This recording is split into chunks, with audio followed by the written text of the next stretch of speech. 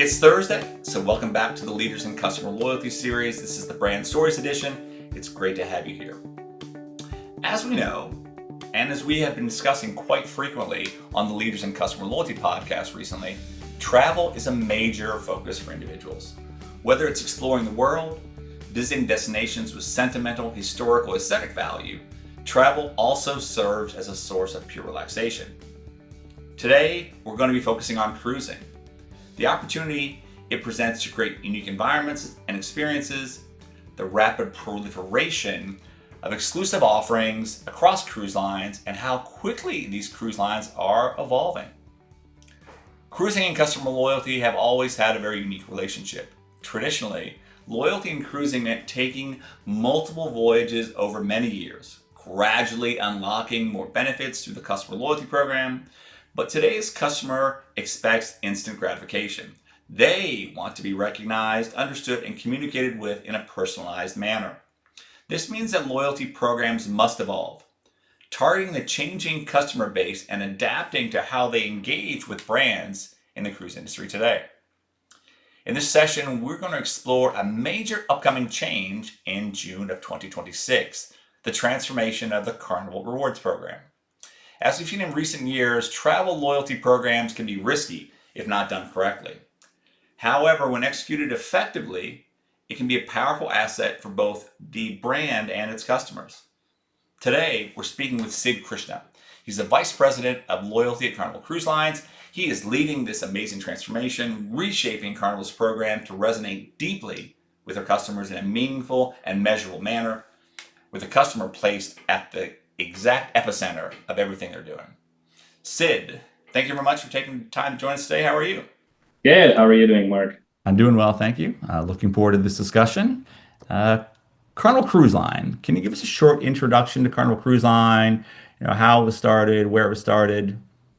Absolutely. Yeah. So Carnival Cruise Line, long before myself, started in 1972 by Ted Arison. And his mission was to bring joy of cruising to everyone, right? I think that's how he started the whole concept. And that has continued all the way through to the day that we are in. Today, we operate one of the world's largest fleets. And our mission is to make cruising fun, accessible, and also create unforgettable memories. We have set the standard in cruising, especially when it comes to service. I feel our crew and our folks who work on the ship are probably one of the best in the industry and create this experience that makes people want to come back and engage with us and always have fun while they're doing it.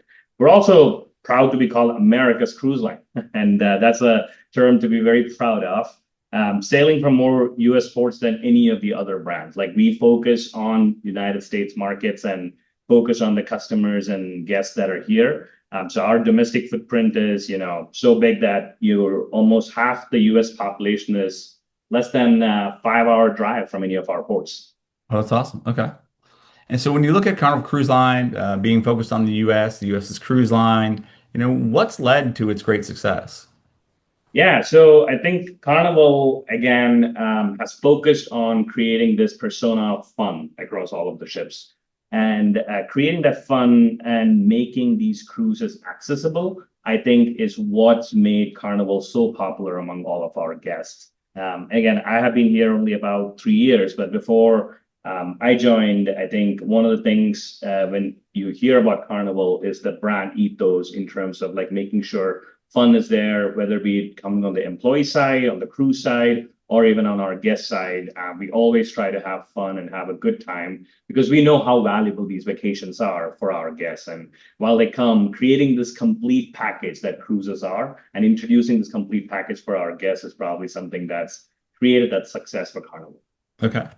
Can you tell us a little bit about your current role at Carnival, what you do on a day-to-day basis, obviously in charge of the loyalty program, and then also, what led you to this role? How did you get to be involved in customer loyalty, and maybe what do you like about it as well?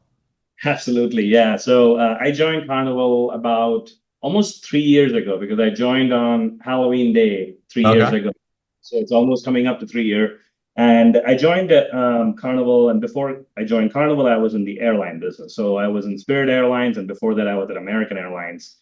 Both places, loyalty was my core focus. In American, I worked on the credit cards. Spirit, I led the whole loyalty program and the revamp there. in Okay. terms of a new program, creating a new currency, and creating the value over there.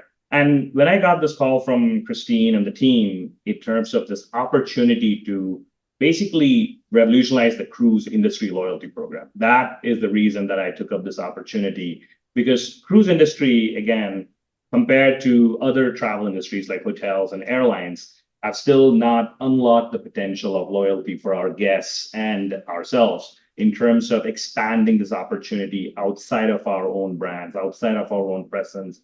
And that opportunity to kind of unlock that and create this unique opportunity for cruises was the reason I picked this role and I joined here.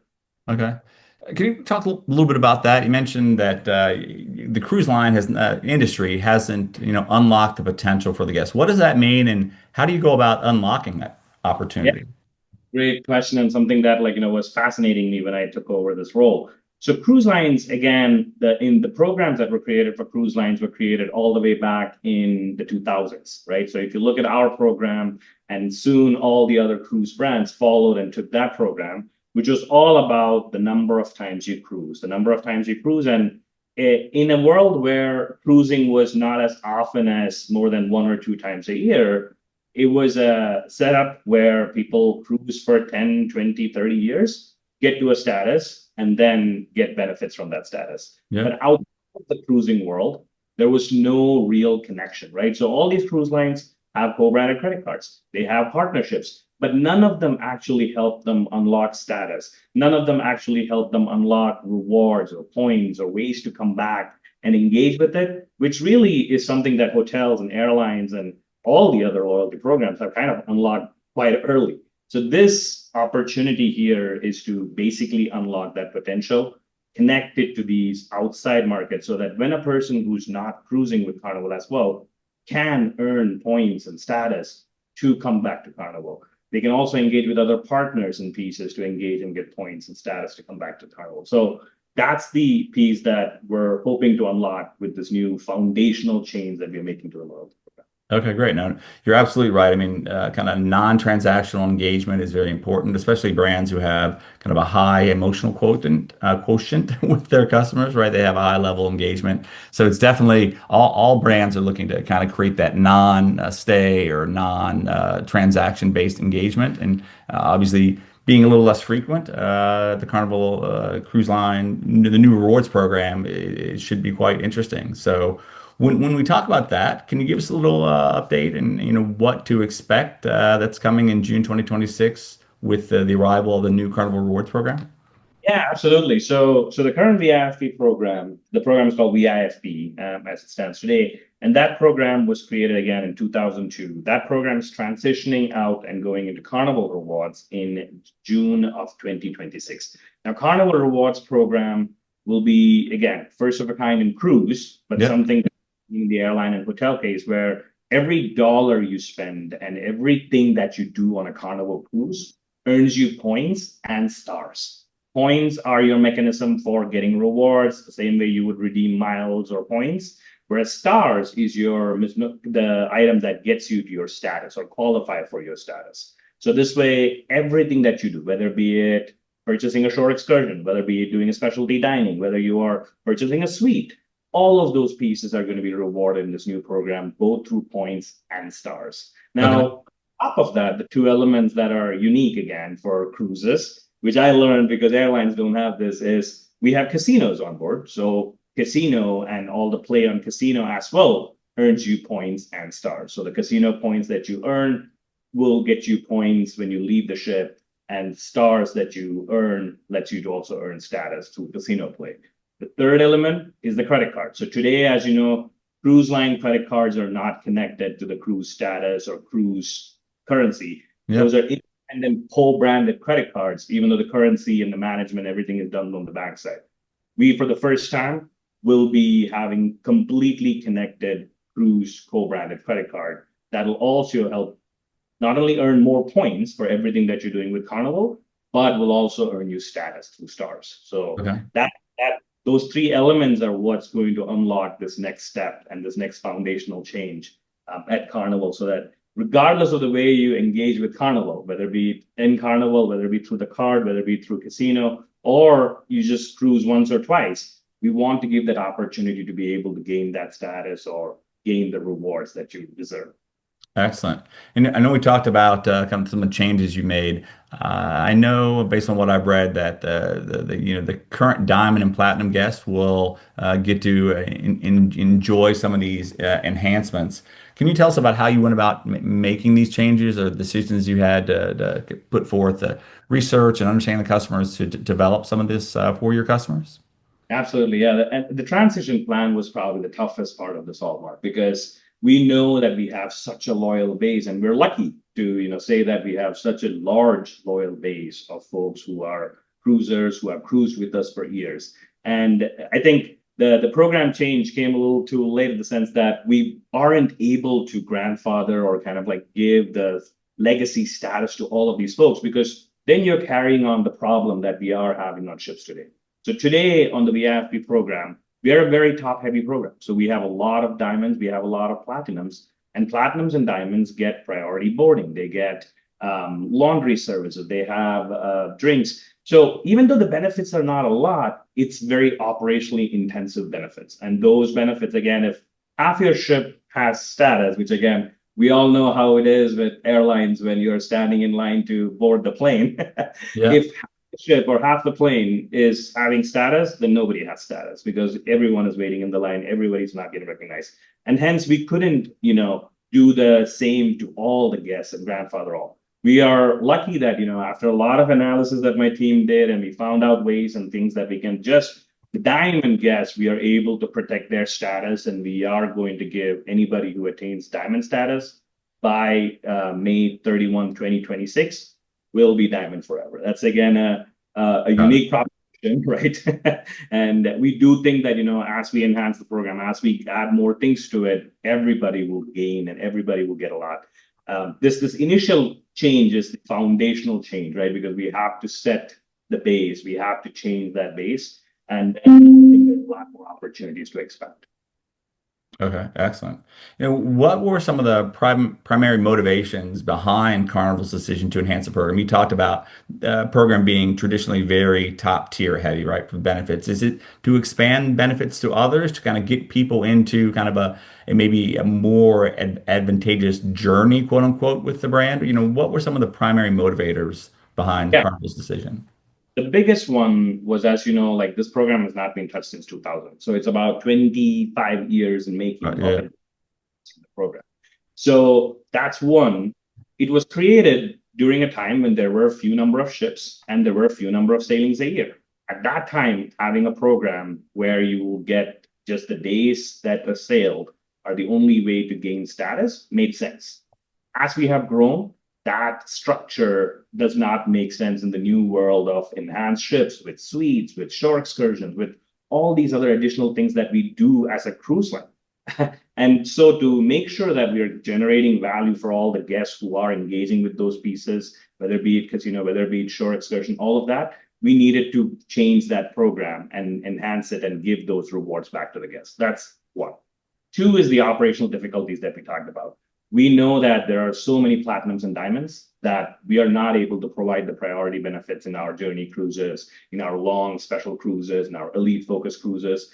And so we need to make sure that that number is something that's sustainable. And hence the 2 years of earning and re-earning is what's necessary. So airlines, again, do it at a year. Airlines and hotels do it at a year. Now we know the frequency on cruise lines is not as high as airlines or hotels because you don't have to take a vacation in that sense. And so we did a 2-year window. So you have 2 years to earn your status and you keep it for the rest of those 2 years and 2 more years, right? So if you earn the status in the first year, you could keep it up to 3+ years from that time that you earn the status. And that was, again, in a way to make sure that we can engage the guests who are able to earn these statuses in the first few cruises. The third thing was today's program is very, it takes 10, 15 years to get to status. And today's guests, customers, we all know, want immediate gratification, be able to get the rewards, get those things quickly. So that's another reason where we wanted to make it attainable for folks who are coming in and cruising for the first time, people who are cruising for the third time. They've only done 3 cruises so far. We don't want them to get so scared about seeing that number and saying, oh my God, to be able to get to this, I need to have 200 days sailed and not be able to engage with the status of the program. We wanted it to be attainable and achievable for those folks as well. Okay, that's excellent. It sounds like you've done some kind of research and based on your history too. You have airline experience, but when you look at some of the changes, everyone's changing the program. Some are devaluing, some are adding more value. It seems like it aligns pretty closely with some of the best programs in the travel and hospitality industry. Have you received any feedback so far? From maybe the diamond and platinums, or how do you think it's going to line up overall? Yeah, look, I think there's a lot of noise in social media right now because of the fact that, and I empathize for it, right? The transition, the change of where platinums who are not able to be grandfathered forever in the platinum status, and diamonds are now happy because we were able to find a way to at least keep them there. So beyond that, when folks are looking past these statuses and looking past the part of the transition to the status, I think folks are starting to understand the value of the program, how their play at casino, their play in the with Carnival, with anything that they do with suites, all of that is going to be rewarded, and the points and how to use it, people are starting to learn. We are also starting more educational communication around that to make sure guests understand how points work, how status works, because one of the things that's a little bit different, when I was at Spirit or American, is airline folks know a lot about how loyalty programs, when it comes to rewards and points and things work, and they work really hard to kind of understand all the nuances of it. Cruise industry, since this is the first, it's our onus is on us to educate and also make sure folks understand how the reward points are a lot more valuable, how external partners and credit cards are going to create more value for everyone. So that's the piece where we are at. So there is some focus from guests on the transition piece of it, and we understand that, right? There's going to be changes, now never easy, and when there's something that's being lost in that change, it is always a little bit more of a difficult conversation. So we have given like a transition period, so it's like a 2-year period where they will be keeping their status, so Yep. from 2028. But during that time, we want folks to use the program and see what rewards they're receiving, how they're able to get it. Like, because you don't need to get to status in order to get a free drink, in order to get faster to fun or any of those other benefits. The reward points, you can decide what you want after your first or second cruise. That's awesome. Well, I think you mentioned something that's very important as well. We help a number of brands members either through the membership or just through with the technology they may need to redo their programs. But one of the things that many brands may not necessarily consider as much is the marketing of the program, marketing of the changes. If you're completely redoing the program, how do you market it? How do you get ahead of it like you guys are doing? Is integral to the success of the program, right? Talking about the changes and enhancements and opportunities in a way that the customers can understand, right? Because they only have so much share of mind that you're going to get from the customers. So I think that's very, advantageous for you to get ahead of that discussion. Absolutely, because I think and you and I know, like, when programs make changes and you don't even see it until you're actually ready to redeem or do something with it. But to me, I think educating and working with guests to understand what's working, what's not working, and constantly having that communication is very important. And we have a very engaged group of guests, so we're really excited to, when they start playing with the program once it launches, learn more and adjust and see where the impacts are. That's perfect. Look at customer loyalty, very important. Obviously, what you're involved in, what I find very passionate and enjoyable. What does customer loyalty mean to you and to Carnival? Yeah, so customer loyalty again comes down to the way the guests want to engage with us. We don't want to determine just based on the number of times you sail, just based on the number of years you have spent and things. But loyalty can mean everything from engaging on that one cruise and doing everything, engaging with the credit card and our co-brands, or engaging outside with Carnival and feeling that Carnival brand. We want to help guests, enjoy their first cruise, second cruise, third cruise, every cruise they're coming. So one of the pieces that I didn't talk about is as part of Carnival Rewards, we also have our Carnival Rewards milestones. And the reason is because we're now moving away from a day sale to a spend-based program. We still want to reward and celebrate the days that people are spending on our cruise ship. So on your 50th day of cruising, 100th day, 200th, 300th, 400th, every 100 days, there will be a milestone reward that will celebrate those guests and reward that loyalty. Because one way or the other, either be it sailing over a lot of years and getting to that, or spending in that one single cruise, or doing it through casino, or doing it through credit card. All of those ways, I think, to me, enriches the loyalty towards that brand and connection towards that brand. And that, to me, is the Carnival loyalty. We've talked a little bit about partnerships. How do Carnival's partnerships with other brands like Win Rewards or Coca-Cola enhance your loyalty program and reward offering? No, absolutely. And that is the next big step for us. Like, so already I know we have big partnerships, and partnerships are very vital, whether it be Coca-Cola, that gives guests what they love, right? And implementing that fleet-wide with the choice that people wanted. We asked guests what they want, and that was one of those things that was very much vehemently positive, that guests wanted to have Coca-Cola. And then Wyndham Rewards, they are a partner through our sales channels, and they, sell cruises through their channel and have that relationship. But with loyalty partnerships, we're still in the infancy when it comes to loyalty partnerships. Yeah. We want to set the base, right? So changing and implementing this loyalty platform has probably been the biggest task because, as you would imagine, on the back end of the systems, cruise line systems are not like airline reservation systems or hotel reservation systems.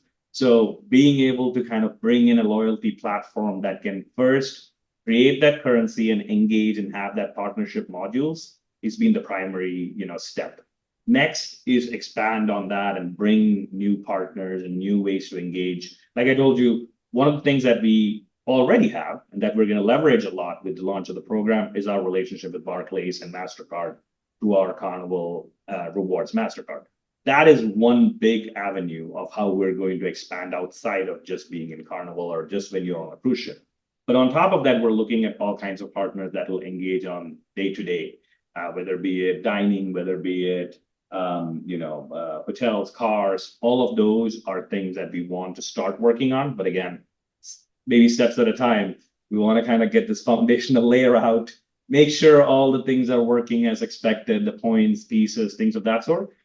Because one thing I learned coming from airlines and hotels, cruise industry is extremely complicated because of the 29 different systems that are involved. There are 20 different things that are working with each other. So that's why I think partnerships, we are still exploring and working on them, but definitely something that's going to be a primary piece outside of the Barclays. And one thing just to add, Mark, is for Australia and Canada also, we're looking at financial partners and have started already conversations and looking at how we can expand there in terms of giving opportunity for guests there to also engage in the program outside the cruise. Okay. And when you look at the program holistically, what are 2 or 3 things you're most proud of? Most proud of, I think, first and foremost, is the flexibility and choice that this program is going to give. I think the long are gone the days where it's a cookie cutter build of just saying, hey, whatever we give you is what you take and go. Everybody wants choice. Everybody wants flexibility. And I think cruises have not had that opportunity because of the lack of points, lack of currency of any type of miles or anything. So giving that back to our guests and giving the rewards and points in their hand, so they can choose if they want to spend it on a short excursion or an upgrade or on a piece with respect to, an extra drink that they would like to have. That's, I think, one that I'm extremely proud of. The other piece is just making this foundational change, right? So to me, I think it's a cruise industry first. It's hopefully something that other cruise lines and folks also follow and do pieces of, where being able to kind of like change the way the cruise industry is rewarding loyalty and engaging with guests outside of just the cruise environment is probably something that's very exciting. Like, so as we grow this partnership side and outside the Carnival cruise side, that unlocks a lot of opportunities for us and our guests. Absolutely. Perfect. And last question, a little self-serving. What can Loyalty360 do to help you and your team in your customer loyalty journey? Yeah, I think so. I've been on Loyalty 360 before and kind of looked at all the different pieces. I think the insights and things that people share on your site and the interviews, whether it be it articles, I think has been very, very helpful, right? Like it's something that we all look for in terms of like leaders to kind of bring those pieces together and share insights of, hey, what's worked? What are the problems you have faced before? How do you kind of like move forward? I think that's definitely one that I cherish, right? Even when the conferences, when we go to these conferences, it's always great to hear from other folks who are going through the same problems rather than, a consultant or somebody just coming and telling you how to fix it. These kind of avenues feel like we're talking to our peers. Yeah. And I think that opportunity through your platform, I think, has been a very key element that helps a lot of us in the loyalty business. So definitely is something that I, would like to engage more and get more of, and be able to kind of utilize that to keep improving our program and keep making it better as we go. Okay, great. Now it's time for our wonderful quick fire question round. First off, what is your favorite word? Word, improve. Okay, excellent. What is your least favorite word? This always makes me cry. Disappoint. Okay. What excites you? Um, Opportunities where all parties are winning. Okay, interesting. And what do you find tiresome? The red tape. Is there a book that you've read or read often that you like to recommend to colleagues? Not that I read often, but there's a book for Liverpool. I'm a Liverpool fan, and it's Bring the Noise. Okay, Love story, which is pretty cool and really kind of like makes my hair stand up every time I read.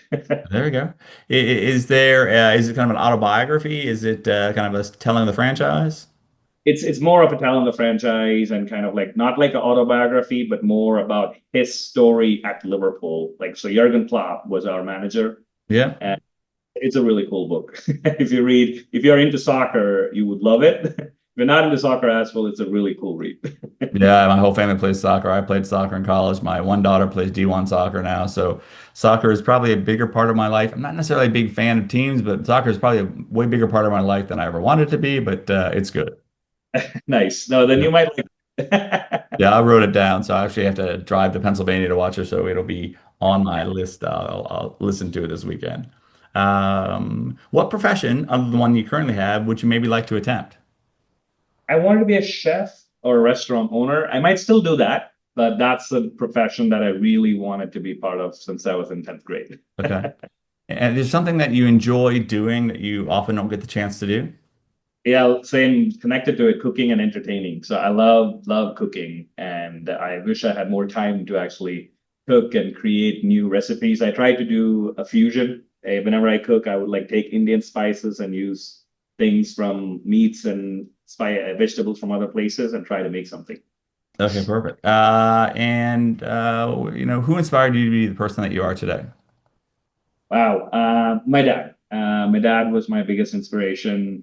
He passed away about 6 years ago, and he was a general manager for a bank. And always following him around, going to banks, and seeing how he manages relationships and people really motivated to me be successful and be in the business. That's awesome. And what do you find yourself thinking about at the end of the day? Wow. At the end of the day, I always look at processes and things that are happening every day in my team, in my project, in everything. And I want to spend the evening just thinking about how to make this better. Why does this need 4 days? Why can't this be done in a day or two? And increasing the efficiency is probably something that I think about a lot. Okay, perfect. And last question, how do you want to be remembered by your friends and family? Someone that they always like to have fun with. There you go. I like that. With the upcoming transformation of the Carnival Rewards program in 2026, it is clear that personalization, instant recognition, and meaningful experiences are more important than ever. Sid, thank you very much for taking the time to share your vision of the next generation customer loyalty program at Carnival. It's been great learning more and looking forward to seeing it rolled out. Thank you, Mark. Look forward to seeing you at maybe one of the conferences. Again, we're looking forward to hearing more from Sid and his team about the 2026 launch of the new Carnival Reward program. And that puts the wraps on another solid edition of our Leaders in Customer Loyalty podcast. Please join us every Thursday for a new edition of the Leaders in Customer Loyalty podcast series, where we dive into the future of customer loyalty across a number of industries. Until then, have a wonderful day. Be sure to subscribe to the podcast and make sure to follow us on LinkedIn and YouTube. Links are below. Until next time, thanks for listening.